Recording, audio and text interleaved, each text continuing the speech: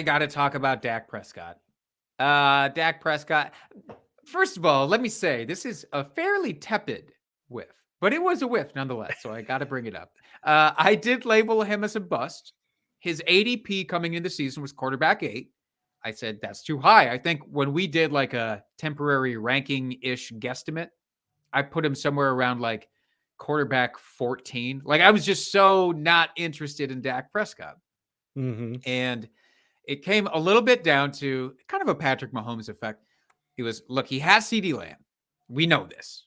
And we don't know much else. We knew Michael Gallup wasn't going to be back right away. I had a lot of doubts about Ezekiel Elliott and how much he could carry the workload for this offense and create scoring opportunities on his part. I had questions about Dalton Schultz to some extent, or how quickly he'd come back and be like the man. And a lot of that didn't seem to matter, really, because again, that trade from earlier, we scoff at Noah Brown, but like Noah Brown had weeks where he was their wide receiver 2 and looked really good. And that was because of Dak Prescott. Dak Prescott ends up finishing as QB9 in points per game. Of course, he missed some time, but QB9 in points per game. That's what you drafted him to do, basically. He didn't wow you. I understand he didn't win you probably too many weeks. It certainly wasn't a Patrick Mahomes, Jalen Hurts, Josh Allen extravaganza in points, but he was really solid for the initial batch of weeks, especially that he played. Coming back, when they had to replace him, and I heard all the stories, I'm sure you did too, of Cooper Rush when he played those games. The first couple of games, people were like, Dak fucking Prescott, who?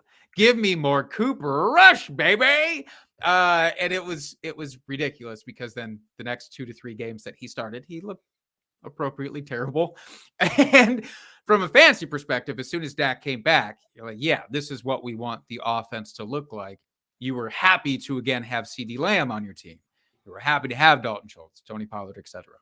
So even more than his finish at QB9, which again, respectable, not amazing, but respectable. You just loved what he did for the offense for fantasy overall. So with that, he gets some due respect.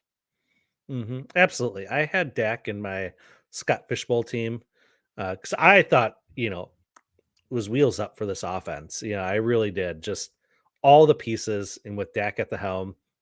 The one thing I didn't take into consideration is Mike McCarthy, and that's shame on me for doing Rookie that move. because I know better.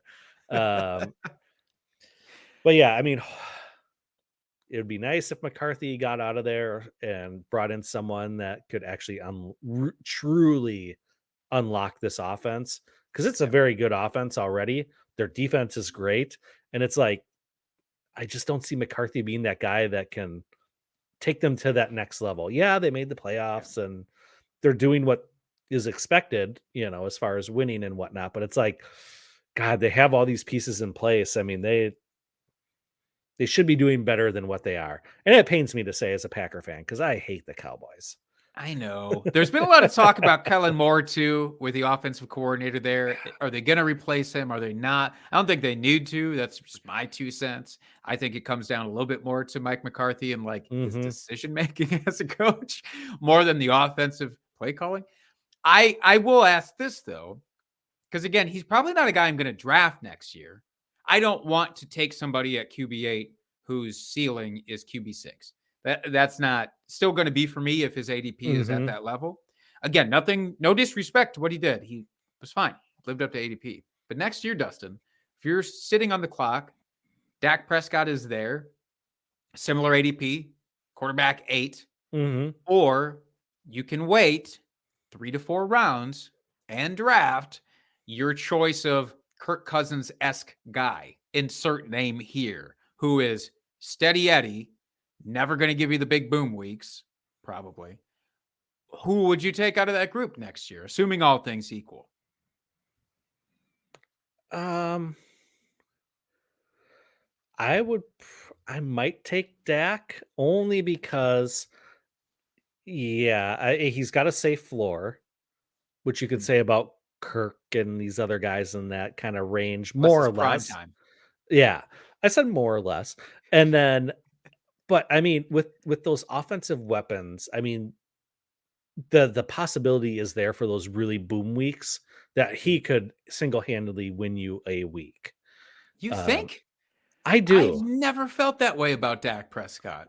I just maybe look, if Brandon Cooks gets traded there in the offseason, I sign me up because you know I love me Brandon Cooks and his effect on any new team that he signs with.